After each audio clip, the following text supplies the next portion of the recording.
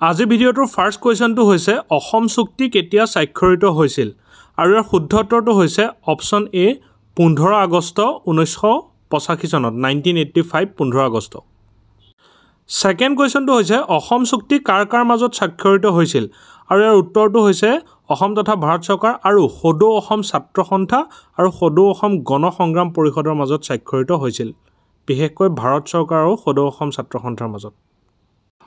third কুৱেশ্যনটো হৈছে অসম চুক্তি মতে কোন চনৰ পিছত অসমলৈ অহা লোকক অসমৰ নাগৰিক হিচাপে গণ্য কৰা নহয় আৰু শুদ্ধ উত্তৰটো হৈছে 24 মাৰ্চ 1971 24 মাৰ্চ 1971 পিছত যদি কোনো লোক অসমত প্ৰৱেশ কৰিছে সেই লোকক অসমৰ স্থায়ী বাসিন্দা হিচাপে ভোটাধিকাৰ দিয়া নহব বা গণ্য কৰা নহব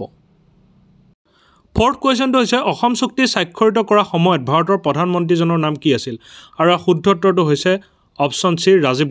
ৰাজীৱ গান্ধীয়ে অসম চুক্তি স্বাক্ষৰিত কৰা সময়ত ভাৰতৰ প্ৰধানমন্ত্ৰী হিচাপে কাৰ্যনিৰ্বাহ কৰি আছিল ফিফথ কুৱেশ্যনটো হৈছে অসম চুক্তিৰ সময়ত আছুৰ সভাপতিজনৰ নাম কি আছিল আৰু শুদ্ধ উত্তৰটো হৈছে অপশ্যন ডি প্ৰফুল্ল মহন্ত